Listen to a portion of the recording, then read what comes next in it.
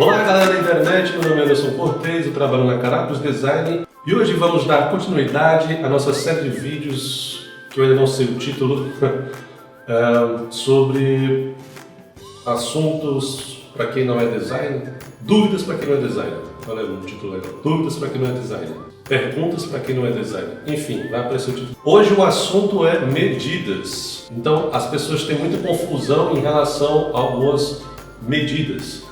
E até normal, quando você não trabalha com isso, às vezes fica um pouquinho confuso. O que é que acontece? Algumas vezes, alguns dos nossos clientes pedem para fazer um adesivo de vitrine, uma fachada, um panfleto. E como a gente sabe, né, tudo tem meio que 3 dimensões: comprimento, altura e largura.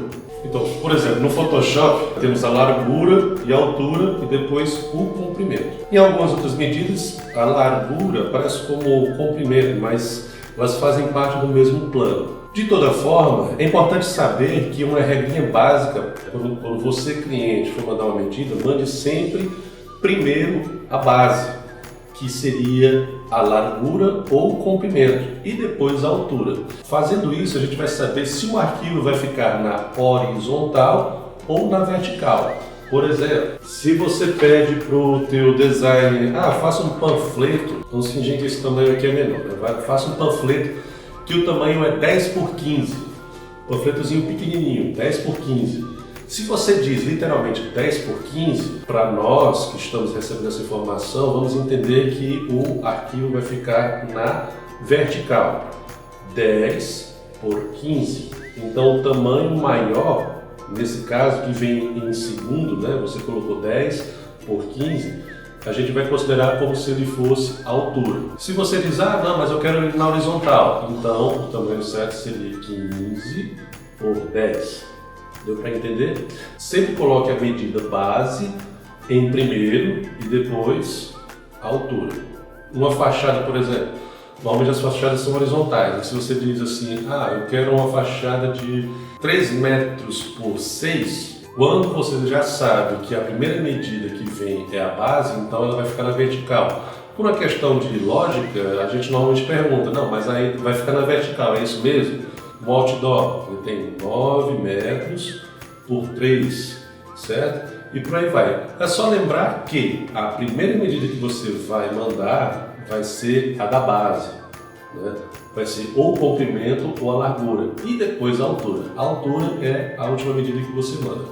Beleza? Outra dica interessante é que quando a gente trabalha com medidas grandes, outdoor, fachada, etc e tal, não avalie pelo celular, porque assim, até na tela do computador já fica um pouquinho difícil de avaliar a questão. Todas essas medidas, quando você for colocar, por exemplo, no outdoor, um outdoor é para ser visto de longe. É interessante que não tenha muita informação, é interessante que aquilo seja lido de uma forma rápida. E outra coisa, a definição do arquivo, ela só vai fazer diferença a depender do nível de qualidade que a impressora tem.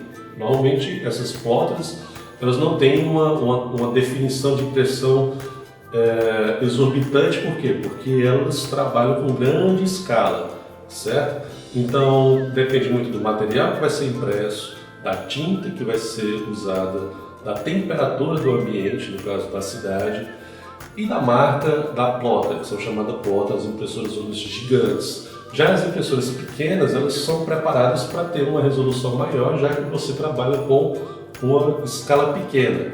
Então não ache estranho se teu arquivo, por uma questão de dinâmica da coisa, às vezes eu mando um arquivo onde o tamanho mesmo, né, em megabytes do arquivo, ele não é muito grande.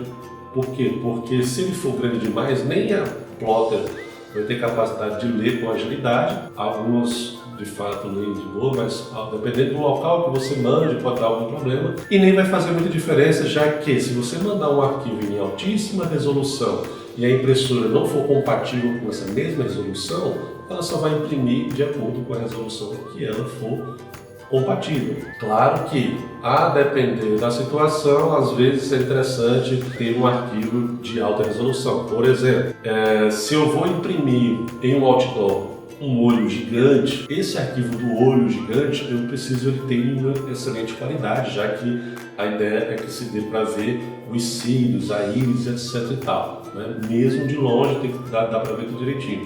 Agora, se eu vou imprimir meio corpo de uma pessoa, o olho, especificamente no arquivo, não precisa estar em altíssima resolução, porque você não vai dar para ver o cílio do olho de uma pessoa impressa no outdoor. Deu para entender mais ou menos? Em relação a medidas, a gente também tem que entender o tamanho de arquivos. Hoje a possibilidade de você compactar arquivos é enorme. Então é interessante a gente sempre trabalhar com um arquivo que no tamanho de acordo com a necessidade. Então se você vai imprimir uma etiqueta, uma coisinha desse tamanhozinho, seja vetor pixel, como eu falei no vídeo passado, você não vai precisar salvar esse arquivo em altíssima resolução, deixar um arquivo de 10 megabytes, por exemplo.